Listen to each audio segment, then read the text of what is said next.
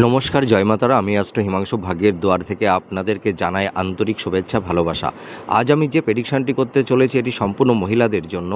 যেসব মহিলাদের দেখবেন গালটা একটু উঁচু হয়, মানে গালের এই যে থোবড়াটা যাকে বলে একটু উঁচু হয়, এবং নাকটা যাদের একটু টিকালো হয় এবং নাকটা একটু উঁচু ধরনের হয়, যেসব মহিলাদের দেখবেন এরা খুব ধনী ঘরে জন্মগ্রহণ করে এবং এরা লাক্সারিয়াস জীবনযাপন করতে পারে, এবং এরা সারা জীবন এরা সুখী জীবন যাপন করতে পারে, এবং এদের খুব সম্ভ্রান্ত খুব ধনী ঘরে এদের বিবাহ হয়ে থাকে, এবং এরা ভীষণ উচ্চবিলাসী হয়ে থাকে, এবং এরা ভীষণ আর্টিস্ট প্রকৃতির হয়।